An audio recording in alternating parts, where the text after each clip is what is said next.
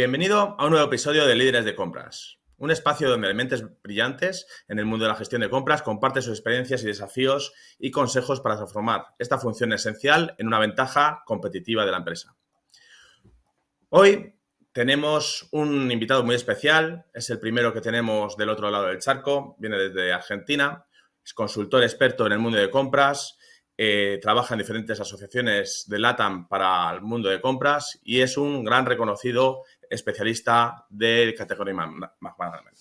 Ricardo, es un honor tenerte con nosotros. Cuéntanos un poco sobre tu trayectoria, sobre cómo llegaste a compras. Preséntate. Hola Alejandro, hola audiencia, qué gusto estar acá, qué gusto. Inmediatamente lo primero que me suena es qué distintos son los acentos que tenemos de un lado del charco y del otro lado.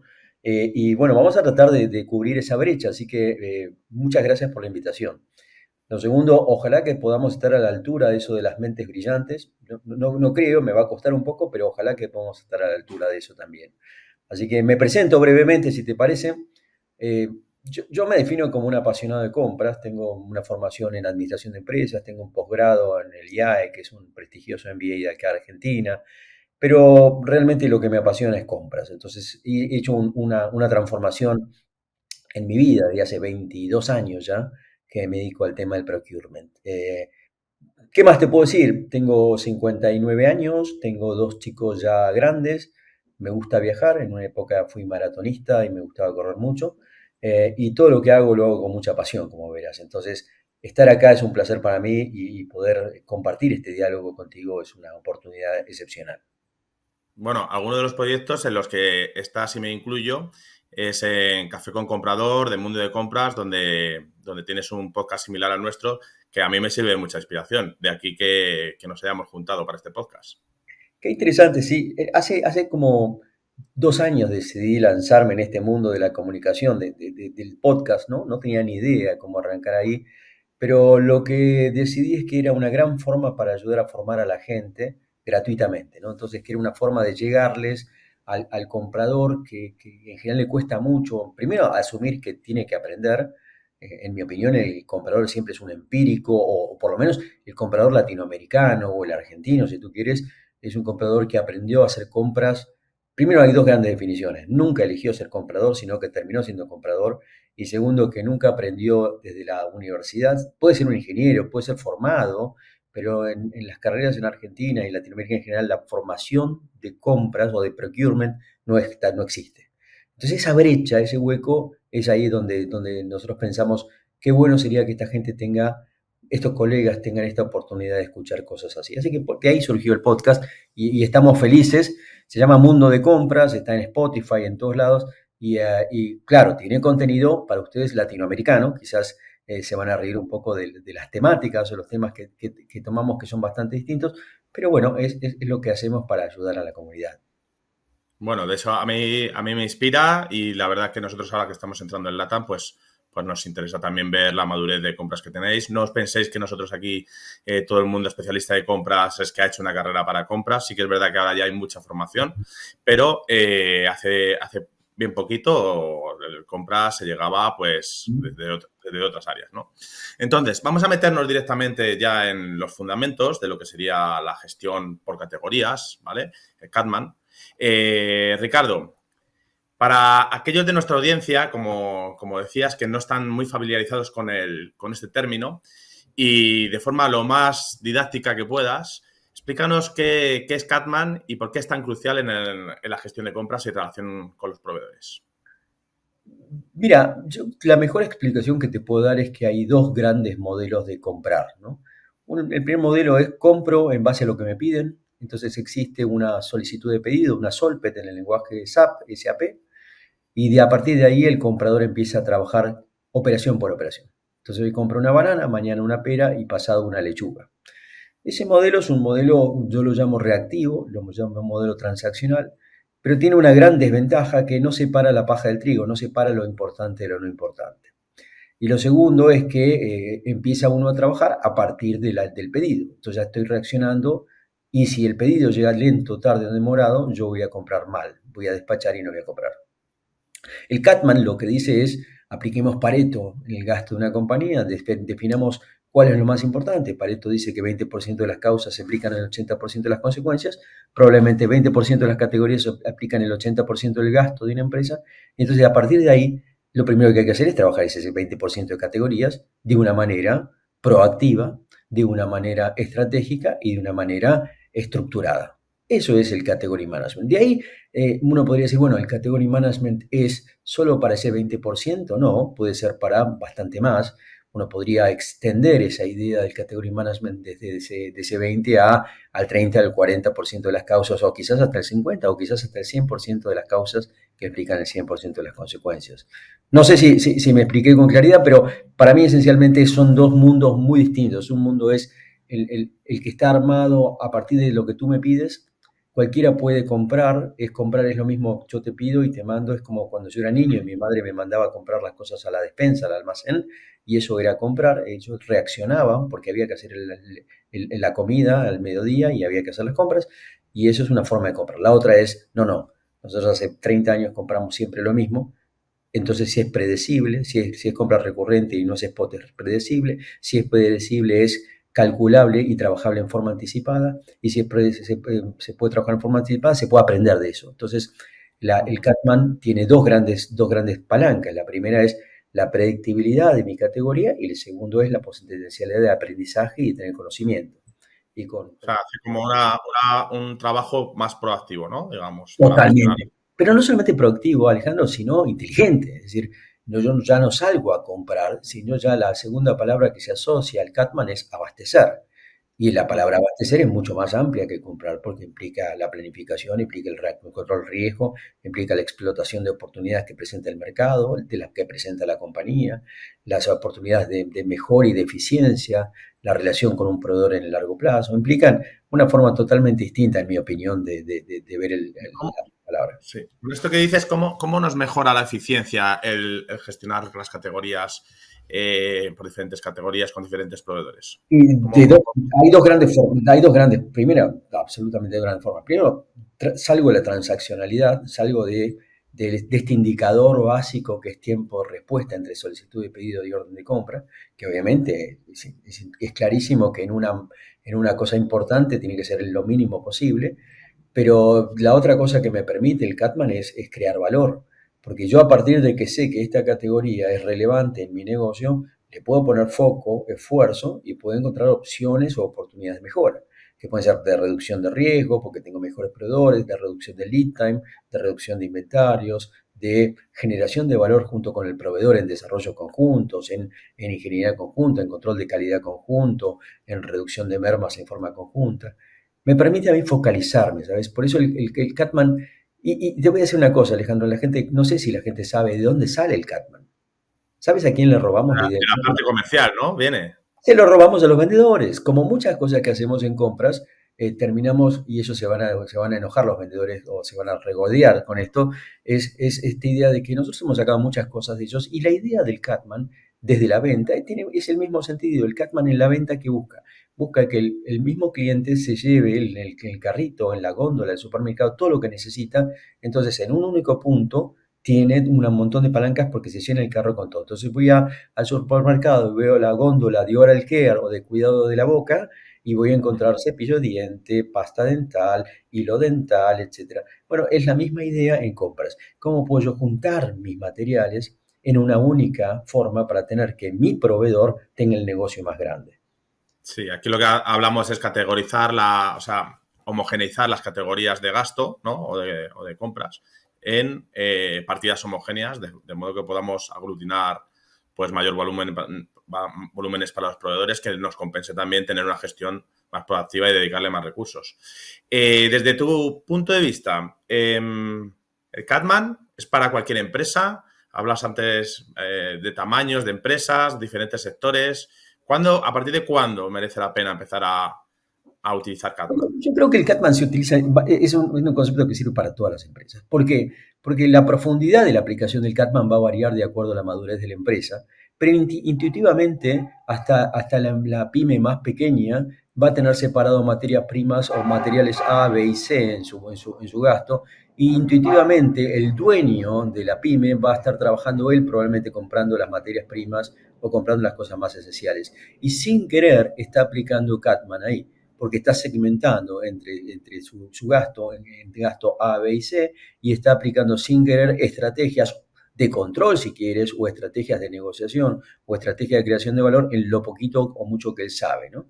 Entonces yo creo que la idea o concepto de Catman es irrelevante al tamaño. Creo que sí, lo que es importante es la calidad con que se aplique y la profundidad y el tipo de recursos humanos que hace falta para la aplicación y el entrenamiento de esa gente, ¿no?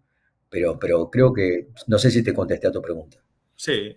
Y tú, una empresa que quiere empezar a implementar Catman, directamente que se meta a esta gestión de categorías, o hay otras metodologías que puedan ser diferentes, que puedan aportar otro valor en función del tipo de empresa. Mira, la gran revolución, en mi opinión, que trae el Catman o el Strategic Sourcing, que para mí en algún momento no son iguales, las dos definiciones son bastante parecidas.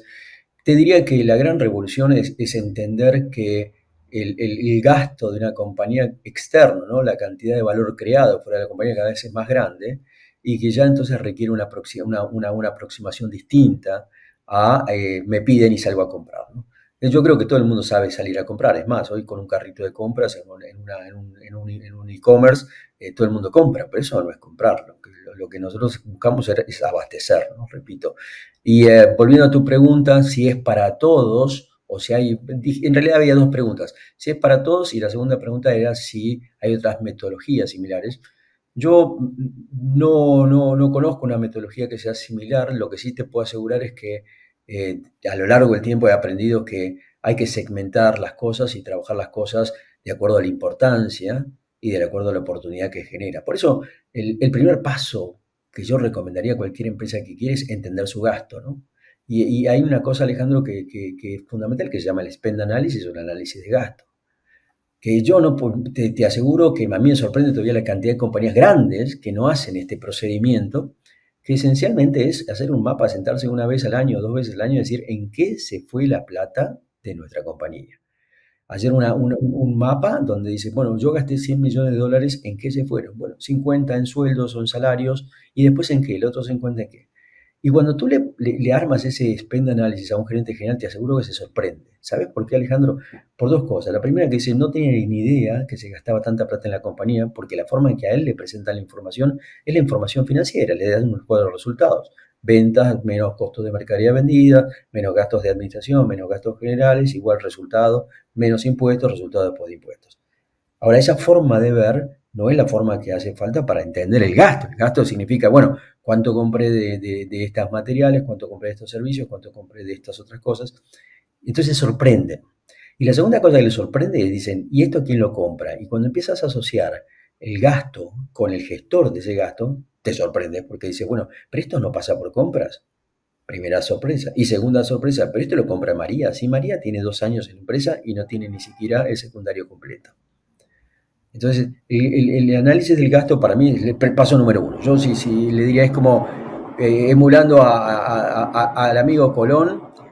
Yo sé que no tenía un mapa, o dicen que no tenía un mapa cuando vino a América, pero imaginemos que él se hubiera largado con algún tipo de mapa, creo que tenía mucho más chances de llegar que si no hubiera tenido ninguno, absolutamente nada. Entonces, el spend análisis, en mi opinión, ¿no? Es la herramienta número uno de cualquier compañía que quiera empezar a mejorar su gasto. Este análisis de gasto lo deberíamos también de meter en una matriz con el riesgo del suministro, ¿no? Para ver qué categorías son más estratégicas y cuáles no. Es que una vez que tú determinas las categorías, y ahí empieza el segundo análisis, que es decir, ok, mira, mi categoría más relevante es trigo, o es, no sé, packaging, y dentro de packaging es Tetra Pak, para decir un nombre, o vamos a poner otro nombre, pues es packaging plástico. Ok, y entonces la segunda pregunta es, bueno, ¿y quién la maneja? ¿Y cómo se maneja?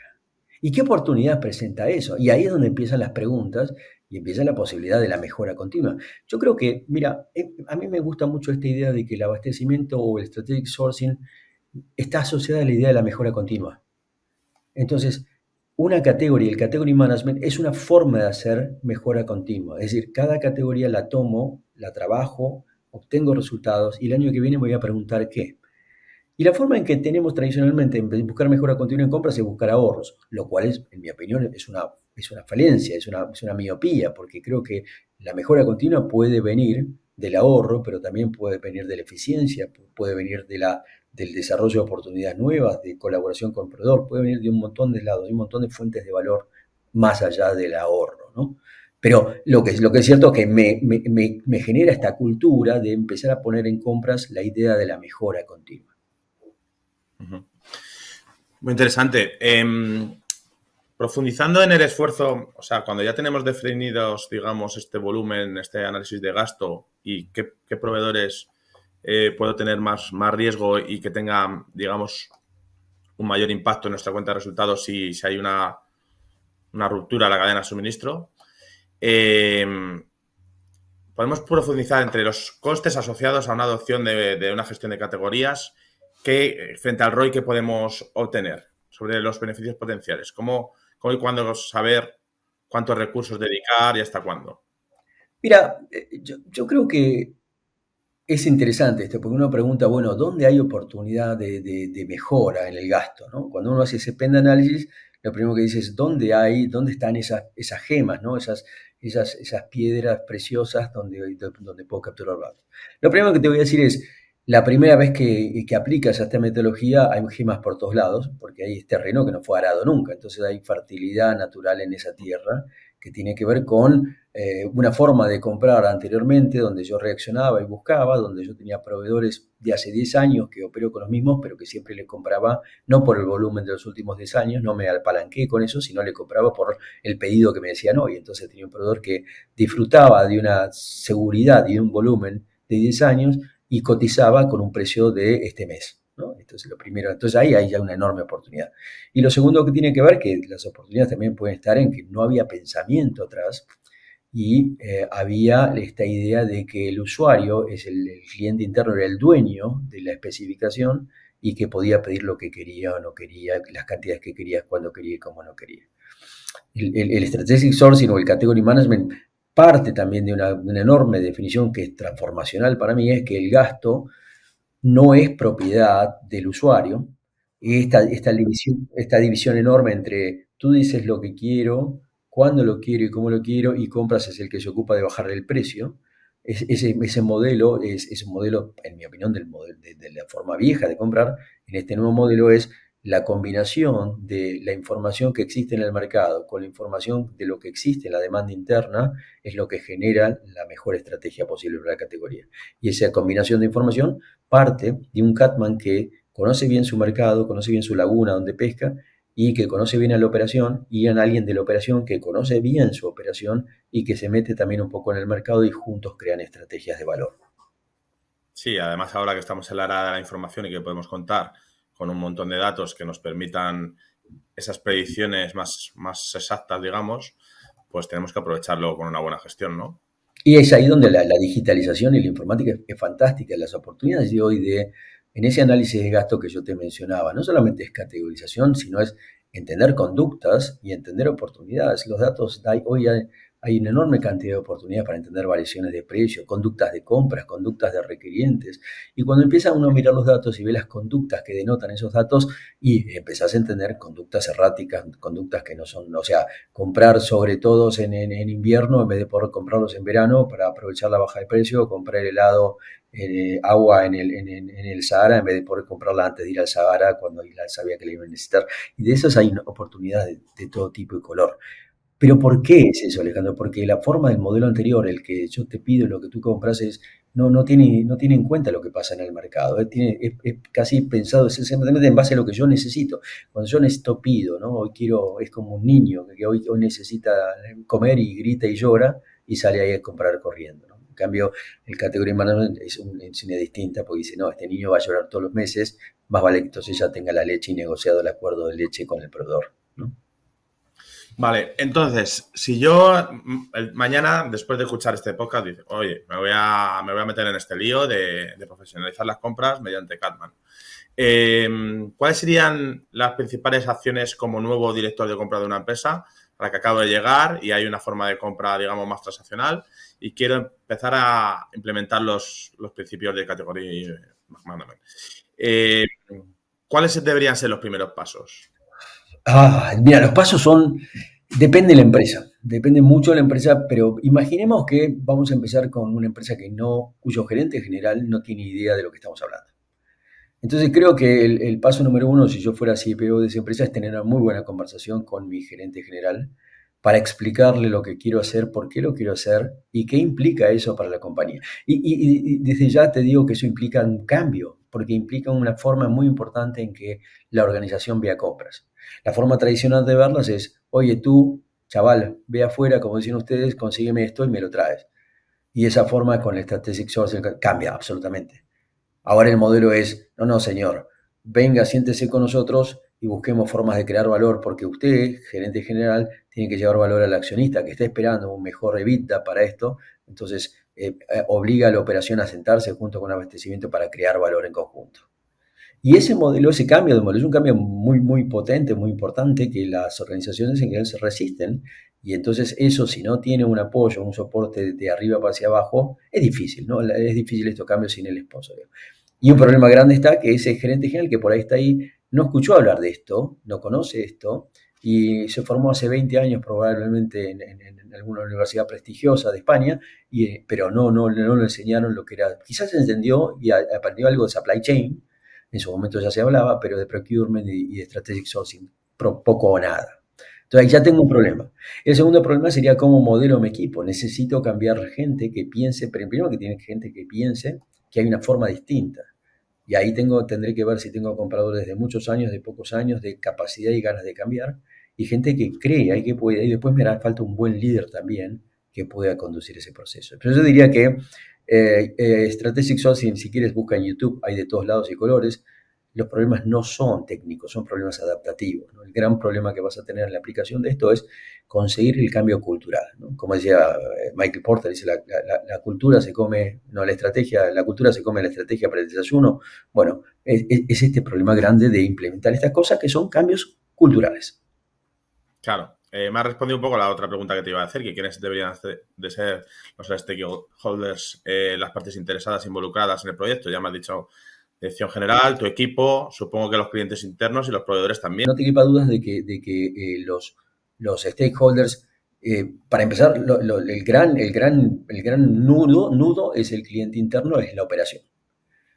Y llámese, imagínate a alguien de marketing que está acostumbrado a elegir su agencia de marketing todo el tiempo, o a un gerente de IT que está dispuesto a decidir y él decide y convence a todo el mundo del software que quiere y cómo lo quiere y que lo quiere, que ahora tiene que hablar con alguien de procurement para discutir y para establecer estrategias. Entonces ahí hay una discusión hasta casi te diría hasta de poder, ¿no? Donde el conocimiento es poder y dice, bueno, yo prefiero elegir mis proveedores y entonces esta decisión de hacerlo en conjunto ya no me gusta tanto. Entonces ahí sí hay un cambio de paradigma importante.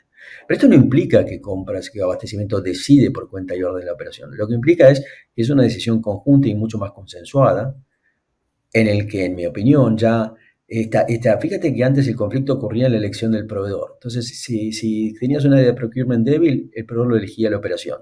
Entonces le decía, ve chaval, cómprale a Juancito esta televisión. Ahora, cuando el área de procurement era fuerte, procurement ponía 3 proveedores y procurement elegía y adjudicaba conforme le parecía a procurement. Ninguna de las soluciones son satisfactorias, en mi opinión. Porque en una le dejo demasiado poder a la operación y en otra le dejo demasiado poder a compras. Y al final el pobre que sufre es el accionista, que están usando su plata mal, ¿no? Entonces, el cambio es este. Segundo stakeholder, creo que es compras también. Creo que muchas operaciones, muchos cambios de strategic sourcing fracasan porque no se entiende lo que es strategic sourcing y terminan transformando a la aplicación del Catman en acuerdos, marco. Entonces dicen, he logrado hacer category management porque tengo todo mi spend bajo acuerdo, pero eso no significa que lograron romper la barrera y cambiar la relación con la operación, y esos acuerdos son acuerdos hechos junto con la operación y no para la operación. Entonces yo le llamo eso el falso Catman, ¿no? El falso Catman es, sí, sí, tengo mucho spend bajo acuerdo, pero no lo tengo en forma consensuada. Entonces, gran stakeholder. Informada, porque al final compras y gracias a Cadman puede conseguir datos de proveedores, de evolución de mercados, de la gestión de demanda. O sea, al final cuando dicen, no, es que el DIT o quien sea tiene mucho poder, pues muchas veces la gente luego es razonable. Si tú muestras, digamos, unos resultados, muestras una información y una base sólida para hacer cambio de opinión, ¿no? Alejandro, tienes toda la razón. Y de hecho, la transformación requiere que el equipo genere resultados que ayudan a la transformación. Entonces es como que se va cementando con los resultados que se logran. Por eso, en estos procesos de transformación también es muy importante un plan de batalla, nosotros decimos, es decir, tomar categorías que sean fácilmente realizables, que muestren resultados para ir mostrando a la organización cómo es el proceso, ¿no? Digamos, elegir victorias rápidas, victorias que no puedo ir llevando para ir mostrando el que en esta forma se funciona bien. Por eso también cuando hablaba de stakeholders, a veces nosotros decimos, bueno, ¿cuál es el stakeholder que va a colaborar más con el proceso y que tiene más posibilidad de tener resultados? Y con él es el primero que arrancamos para lograr una victoria y mostrarle al resto de la compañía que se puede, que no es tan doloroso y que al final se vienen y se trabajan. Ayer Sí, con un caso de éxito claro, al final convencer mejor a la dirección para que te siga apoyando y evidentemente las empresas, los diferentes departamentos que quieren lo mejor para su área, pues van a estar más abiertos. Si ha conseguido esto mi equipo, o sea, en otro área, que lo haga conmigo, claro. Ayer justo estaba hablando con un colega y me decía, mira, yo trabajé en una compañía americana y ahí la presión sobre todo el CFO y el CEO sobre el control de costos hacía que la operación viniera a conversar con el Category Manager para que juntos, entonces el Category Manager había dejado de ser un problema para pasar a ser una solución, porque el problema esencial era el control de costos o la contención de costos que impulsaba el gerente general. Por eso muchas veces la aplicación del Category Management está asociada con momentos de crisis. Se la ve como una salida o digamos, cuando me aprieta el zapato, entonces salgo corriendo a buscar opciones de mejorar mi abastecimiento, ¿no? Entonces, una de estas está bien, no me parece mal. Yo creo que hay que curarse en salud más que en enfermedad, pero creo que muchas empresas cuando tienen el aprieta el zapato, bueno, dicen, ahora quizás hay alguna forma más eficiente de abastecerme. Claro, decía Ariza, un experto en compras de reconocido prestigio aquí en España, que es el director de compras de CaixaBank, director de transformación y eficiencia, que en las épocas de bonanza actuaban, digamos, como un sedante para los costes en las empresas, porque, claro, se bajaba mucho ese. Sin embargo, cuando estamos en un momento de crisis, todo el mundo mira los costes, todo el mundo busca a ver de dónde saca la rentabilidad y es cuando más fuerza puede aportar y más valor un departamento de compras profesionalizado. Sí, y déjame que te añado ese concepto que no solamente es en épocas de crisis, sino que también varía de acuerdo a industrias, ¿no? Hay industrias que son naturalmente más ricas y holgadas en plata que otras, ¿no? Entonces, mis clientes o petroleros o mineros, les hablo de esto y lo miran con, sí, sí, es interesante, muy interesante, Ricardo. Y cuando voy a una industria sumamente competitiva, como la láctea acá en Argentina, bueno, acá desesperados por encontrar formas de obtener un medio por ciento más de rentabilidad que puede venir por abastecimiento, ¿no? Que ese medio por ciento, ese 1%, capaz que termina siendo lo que define que la compañía gane o pierda plata al final del año. Vale, ¿qué errores, de los éxitos se aprende mucho, de los errores dicen que mucho más? ¿Qué errores comunes ves que encuentras cuando una empresa quiere adoptar Cadman y cómo poder evitarlos? Decías antes uno de Mira, ellos. yo primero, el error más, casi te diría que el error más importante es arrancar esto sin el convencimiento del gerente general.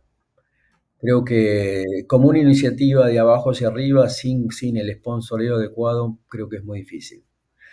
El segundo error creo que tiene que ver con pensar que esto es una técnica o es como cuando uno compra un software, un sistema, piensa que la solución es un software. Y el software es una herramienta, si la gente no la usa no sirve para nada. Entonces, pensar que esto es una herramienta y no un cambio cultural creo que es un segundo error importantísimo.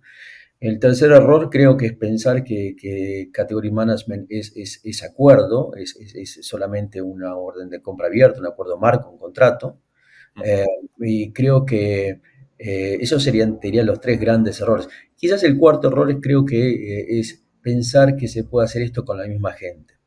Acá quiero ser quizás un poco más claro. En general, todas mis experiencias es muy difícil de hacer las tres cosas a la vez. Reconvertir a mi equipo de compras, reconvertir a mi usuario y reconvertir a mi empresa. Entonces a veces hace falta masa crítica. Una vez leí un libro llamado The Tipping Point, ¿no? Creo que era de Cladwell, que hablaba de, bueno, dónde poner los recursos para lograr que la balanza se cambie, ¿no? Lograr el cambio. Y a veces los cambios tienen que ver con tener quizás un nuevo gerente de operaciones que venga ya con esta idea, que entienda esto, o un nuevo CPO que entienda esto, o tener una cantidad de compradores o category managers seniors nuevos que me ayuden a hacer que la cosa cambie, a mover la cosa, ¿no? Creo que un cuarto error, si quieres, es subestimar la necesidad de tiempo y recursos, ¿no? Creo que aquel que piense que pasar de un modelo reactivo a un modelo de category management en menos de un año es muy difícil. Yo no creo que esto sea posible. No creo que Y sea de hecho, posible. yo lo que me encuentro, a veces colaboro con escuelas de negocio o con gente que se dedica a la formación en el mundo de compras y claro, a lo mejor dan una formación y luego al tiempo llega y, oye, ¿cuánto de esta formación has implementado en tu día a día? Y muchas veces es muy poco porque al final el día a día no te permite hacerlo. Entonces, o contratas una consultora o contratas más recursos para poder hacerlo, porque si estás en el día a día es muy difícil realizar estos cambios, digamos, más estructurales, ¿no? Es lo que nos encontramos muchas veces. Y sí, los cambios adaptativos, yo siempre digo en mi ejemplo, ¿no? Digamos, yo necesité bajar 5 kilos, los bajé por un tema de salud y a los 2 años los volví a subir. Entonces digo, ¿cómo es difícil cambiar? Si a uno como ser humano le es difícil cambiar, a las organizaciones también les es difícil cambiar. Y hay que aprender de eso y saber que eso es, que existe, ¿no? Digamos, yo no sé, digamos, a mí no voy a hacer un sincericidio, pero una buena pregunta es ¿qué porcentaje de los proyectos de consultoría son exitosos? Y cualquiera te va a decir que un consultor senior de mucha gente te va a decir que probablemente no más del 40% son realmente exitosos, ¿no? A nadie, a nadie le gusta ese número, pero es culpa del consultor, es culpa de la organización. Pero también uno podría preguntarle a un médico por qué porcentaje de sus pacientes realmente dejan de fumar o hacen la dieta que él les ordena o toman las pastillas que dicen que tienen que hacer y vas a descubrir que el número es bastante bajo. Claro. Con estas dificultades que nos encontramos para aplicar Catman, entonces, para realizar esta adaptación a esta nueva forma de gestionar las compras, ¿sería preferible desde el inicio, tú eres de los que piensan que cambio, digamos, estricto, radical a un Catman más puro? ¿O crees que deberíamos ir adaptándolo un poco también al entorno, a la idiosincrasia de cada empresa? Es que hay un punto que es un paso o no pasa. Hay un punto para mí que es un paso o no pasa. Entonces el gradualismo a veces, eh, si te enseño si te enseño mal a caminar, no vas a caminar nunca bien. Eso es un poco mi analogía. Entonces creo que el paso o no pasa es entender que, en mi opinión, el Catman debe buscar mejoras, no solamente en el precio. Si el Catman se circunscribe a la relación externa, a la relación con el proveedor y a la búsqueda del precio, no es, en mi opinión, no es Catman. Es solamente es mejor gestión de relación de proveedores, si querés, y alargamiento del plazo de los acuerdos. En mi opinión, un Catman completo es aquel que busca la optimización, la mejora continua en las tres variables del gasto, ¿no? En la cantidad, en la especificación y en el precio. Entonces, y si quieres, en las otras demás variables que tienen ahí. Entonces, mirando ahí esas tres cosas, implica una redefinición del rol de quién hace qué en la compañía, ¿no? Si, es de nuevo romper esta idea de que es responsabilidad del usuario la especificación y la cantidad y responsabilidad de compras la reducción del precio. Ese es el paradigma más grande que hay que romper si uno quiere ir a Catman. Bueno, vamos a tirar a barrer un poquito para casa. Como sabes, yo dirijo una empresa de digitalización de procesos de compras, ¿no? Entonces, pero me gusta mucho preguntaros a los especialistas sobre cómo veis este tipo de herramientas y cómo creéis que este tipo de plataformas tecnológicas actuales pueden ayudar a la implementación efectiva de un Catman en las organizaciones. No, para mí son fundamentales, para mí son fundamentales. Pero creo que hay como varias cosas que cuando yo hablo de tecnología y de IT en procurement, siempre digo lo mismo, ¿no? Lo que no se mide no se gestiona, lo que no se gestiona no se mejora. Entonces, la herramienta lo primero que me tiene que asegurar es que yo permita medir. Entonces, yo creo que el primer gran problema de la digitalización en compras, por lo menos en Latinoamérica, es el nivel y la calidad de la catalogación y del dato. En general, las compañías le dan poca importancia al valor del dato. Seguimos teniendo muchas órdenes de compra con campo de texto, con órdenes de compra donde yo no tengo catalogado el material y entonces después cuando quiero saber qué compré tengo que hacer magia buscando la palabra lápices, lapicera, lapicero, bolígrafo. Entonces Mm. cuando quiero saber cuánto gasté en eso no lo tengo. Entonces creo que ahí hay una gran oportunidad en las compañías de empezar a valorizar el dato. ¿Por qué? Para poder hacer este spend análisis que te mencionaba. Para mí el spend Ujú. analysis está fundacional, que si yo no sé lo que compro, lo que gasto, no puedo gestionarlo. Entonces, lo que no se mide no se gestiona y para poder medir necesito esa catalogación. Después habrá herramientas más o menos eficientes, pero parten de la calidad del dato, ¿no? Y por eso yo Ujú. creo que es tan importante el proceso de catalogación y de alta de materiales y alta de proveedores, que son procesos que no pueden estar en manos Sin embargo, hoy en general en las compañías son procesos que son menores, se consideran menores, que pueden ser, lo hace una persona, cambia a otra, se va de vacaciones, cambia de criterio, y tengo unos catálogos que son una cosa espantosa, no sirven para nada. Pero en fin, creo que para mí la gran oportunidad de la digitalización, por lo menos hoy está ahí. Después, si tú me hablas por lo menos en el entorno latinoamericano, yo te diría, mira, no tiene sentido hoy estar hablando de inteligencia artificial si todavía estoy tratando de cazar el venado con la piedra. Entonces, Ujú. eh, creo que la primera cosa es entender, salir de un modelo reactivo, salir de un modelo que está reaccionando para un modelo muy proactivo, un modelo de creación de valor y después aplicar las herramientas. Aquí hubo una época hace 2 o 3 años donde el modelo era las soluciones tipo subastas inversas y tuvimos 10 años con el tema de las subastas inversas, por supuesto que desapareció, era un gran argumento en mi opinión, para tratar de vender cosas, pero primero no se entendía que la subasta inversa solamente funciona en ciertos mercados, con ciertos volúmenes, con ciertos productos, que no es una solución para todo mi abastecimiento, que si yo llego a manejar mi abastecimiento, todo mi abastecimiento con subasta inversa, termino quebrado a los 2 días.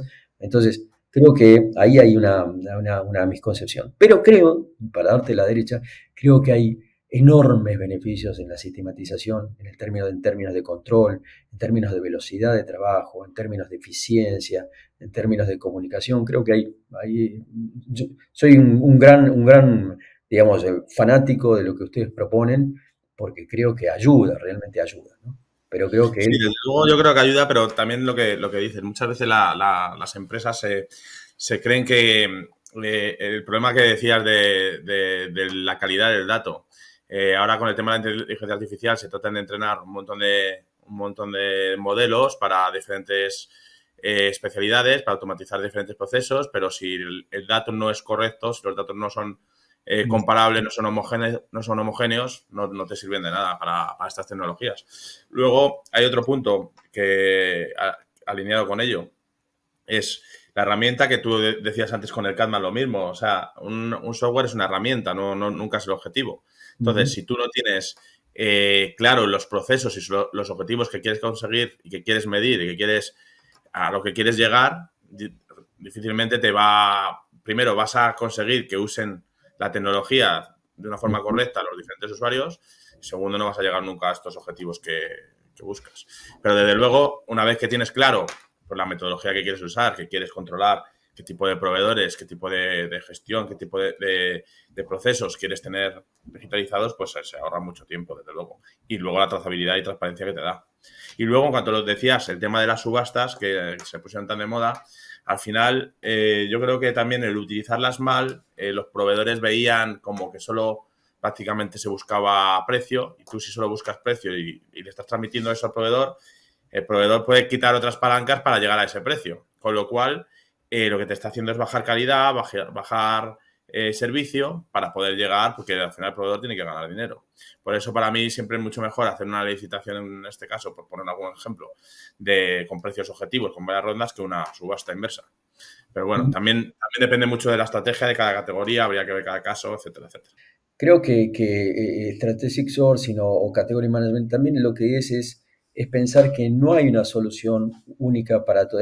Pensar el modelo anterior en alguna manera tiene una falencia que es pensar que una única herramienta sirve para todos, que un traje, ¿viste? Como dicen los americanos, one size fits all, ¿no? Un talle sirve para todos, para el gordo, para el flaco, para el alto y el bajo. No, no es así. El gran cambio que introduce Kralji, que introduce con Strategic Sourcing, es decir, no, cada categoría tiene su problemática y tiene una herramienta. Y acá uso la pinza, y acá uso la tenaza, y acá uso el martillo. Y no va a todos con el martillo. Entonces, pretender que todo, que si imaginemos que la subasta inversa es el martillo, yo no puedo aplicarle el martillo en algunas cosas porque le voy a quebrar la cabeza y si el clavo es un alfiler lo voy a romper. Quizás ahí lo que necesito es otra cosa, ¿no? Entonces, esta idea para mí también el category management te fuerza a pensar cuál es la herramienta para tu categoría. Primero, la primera pregunta es, ¿cuál es el objetivo que te planteas para tu categoría? ¿Es reducción de costos? ¿Es reducción de transacciones? ¿Es mejora del perfil de riesgo? ¿Es mejora de la eficiencia? ¿Es desarrollo conjunto? You name it, ¿no? Lo que fuera, pero cada una tiene su objetivo. Y entonces la pregunta que te hago después al Catman es, ok, ¿cuál es la estrategia para llegar a esos objetivos? ¿Cómo lo vas a hacer? Y una vez que tengo, lo que yo debería ahora como CPO es aprobar esas estrategias y la implementación de esa estrategia. Ya no voy a aprobar órdenes de compras donde aprobaba la gestión de buscar un proveedor en una negociación. Le voy a preguntar cuál es su objetivo, cuál es la estrategia y después sí le aprobaré el proveedor que eligió. Ujú.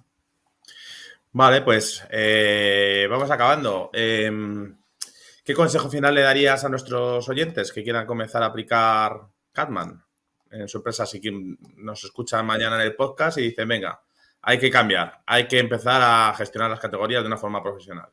¿Dónde podrían encontrar más recursos, formación sobre este tema y qué podrían hacer en sus primeros pasos? Yo les diría que primero lean, lo primero que les diría es busquen, hay un paper muy famoso de Peter Kraljic del año creo que 83 en el Harvard Business Review, está en todos lados, lo pueden buscar traducido, y es la piedra fundamental, es como, no sé, me parece demasiado fuerte decir que es el Moisés que baja con las tablas de la ley del abastecimiento estratégico, pero creo que sí es fundacional en el sentido que él combina dos grandes ejes en su famosa matriz, que a todos nos sirven, que es la separación entre complejidad del mercado y la importancia de la categoría en nuestro negocio. Yo creo que es lo primero que les diría como para entender. Lo segundo es, busquen en la página de nuestra empresa navaspro.com.ar hay mucho material, pero también en el podcast Mundo de Compra hay mucho material y si no hay literatura. Eh, una cosa interesante, Alejandro, hay mucha más literatura de venta que de compras. Yo no sé si te has fijado en Amazon, Sí, pero sí. la relación es 20-1. Y en español menos todavía. En español sí, es 0,5-1. Pero hay buenas cosas que se pueden buscar. Yo recomiendo un libro para aquellos que lean inglés, que se llama Strategic Procurement, que es de Caroline Booth. Está en Amazon, es un gran libro de hace 10 años, no, del 2012, pero creo que es un libro fundacional para aquellos que quieran entender y sobre todo está muy orientado al gerente general o al CEO para que entienda la creación de valor a través del abastecimiento. Así que esos serían mis consejos. Y después, ¿qué hay? Que averigüe.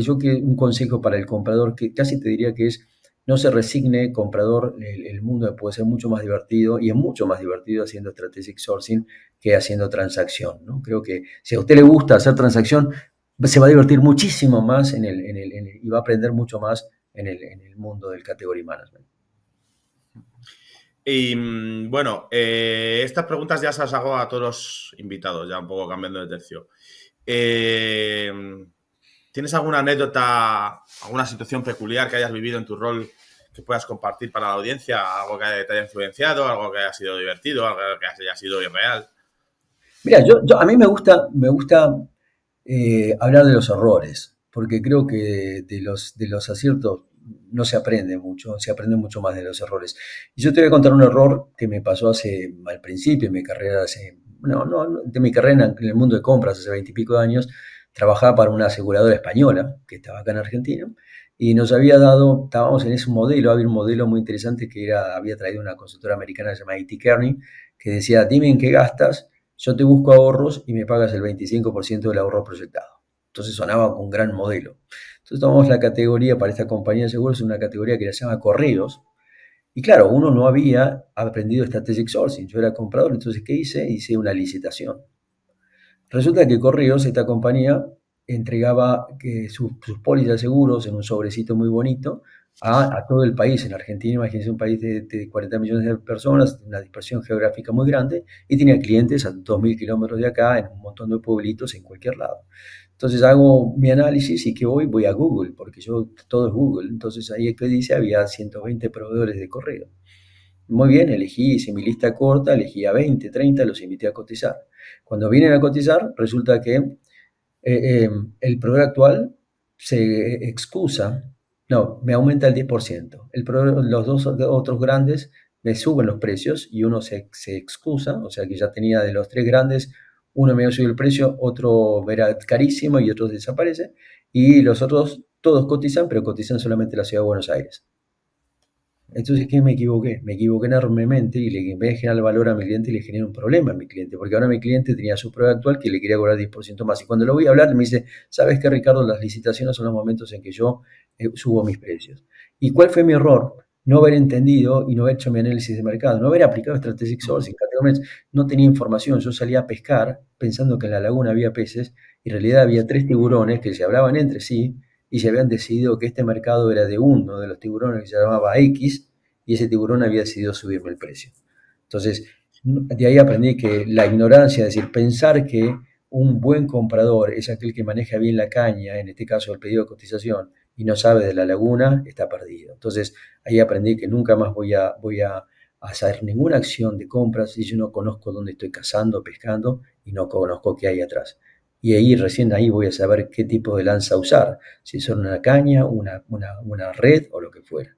Así que ese fue mi aprendizaje y yo lo repito siempre. Ese error le he cometido yo muy parecido, ¿eh? En este caso eran dos proveedores, digamos, un oligopolio de dos proveedores aquí en España y en Europa. Y lo que hice fue, pues, decidí al proveedor actual no hablarle hasta ver si había agua, ¿no? Y lo que hizo el otro proveedor fue llamar al otro y, como tenía el mercado repartido, comunicarlo y al final me subieron los precios los dos. Pero bueno, sí. ¿Quieres que te cuente el epílogo? Porque como la historia termina muy distinta. Entonces ahora mi problema es cómo ir a un cliente que me tenía que pagar por ahorro, decirle que yo no le iba a pagar por el desahorro, ¿no? Digamos, ¿y dónde iba a salir esa plata? Claro. Investigamos un poco y resultó que el gerente general de la empresa esta de correos que quería subir el precio, que era nuestro producto actual, estaba candidateándose para ser presidente de una asociación de dirigentes de empresas de aquí. Entonces, como teníamos vínculos con esa asociación, nos acercamos y conseguimos una entrevista con el señor diciéndole qué le parece si esto está asociado con los valores de esta institución, bla, bla, bla, bla, bla. Tuvimos una linda conversación y finalmente decidieron no aumentar el precio por 6 meses, con lo cual conseguimos una salida elegante, poco vinculada con la compra, pero para encontrar una solución a un problema de ese estilo. Así Bueno, que, hay que ser creativos muchas veces, ¿no? ay, había que salir a apagar el incendio, amigo Alejandro. Sí, está claro. ¿Cuál es, por último, Ricardo, en base a tu experiencia, conocimientos, que es amplia, que llevas ya mucho en el mundo de compras, ¿cuál sería ese consejo de oro que le darías a alguien que empieza ahora en compras o que se quiere profesionalizar en el mundo de compras? Yo creo que lo que yo le diría a esa persona es fórmese y no se equivoque con cómo tiene que formar. Yo creo que hoy lo que requiere el perfil de un profesional de abastecimiento moderno, más que negociación, creo que esa era la virtud que se le pedía hace 30 años a un profesional. Yo creo que hoy su habilidad principal es la capacidad, primero trate de desarrollar esa cabeza, juega al ajedrez, trate de desarrollar lo que se llama visión estratégica, trate de entender la relación entre las piezas, entre el árbol y el bosque, las conexiones. Esa es la primera habilidad número uno. Segundo, le diría, sea curioso. Aprenda que la curiosidad es lo que genera las ganas de aprender y el conocimiento para generar valor. Y quizás el tercero es aprenda a ser empático para comunicarse, para trabajar, para conseguir hacer cosas con otros, para juntar, sumar voluntades, para lograr cambios sumando voluntades. Yo creo que esas son las tres cosas que le diría. Y si quieres una cuarta es aprenda de números, porque los números y los datos son lo que mandan en esta idea, ¿no? Ideas, curiosidad, cambio y números. Cada vez más. Bueno, pues hasta aquí todo por hoy. Hemos pegado un buen viaje sobre el corazón de categoría y management, que no hablo muy bien inglés, perdonad. bueno, no hablo inglés, explorando en su profundidad, en la versatilidad y sobre todo en la aplicabilidad para que mañana, con lo aprendido, podáis compartir este conocimiento, podáis poneros manos a la obra. Si os ha gustado este contenido, nos ayuda mucho que nos deis un like o compartáis. Y nada, Ricardo, tu conocimiento, espero que haya iluminado el camino de muchos. Y oye, cuando colgamos el podcast pondremos vuestro contacto en LinkedIn, por si alguien quiere profundizar en esta temática, pues bueno, Ricardo estará encantado de atenderos, estoy seguro de ello. Muchas gracias, Ricardo. Un abrazo. Gracias, el agradecido soy yo y gracias a todos por escucharnos.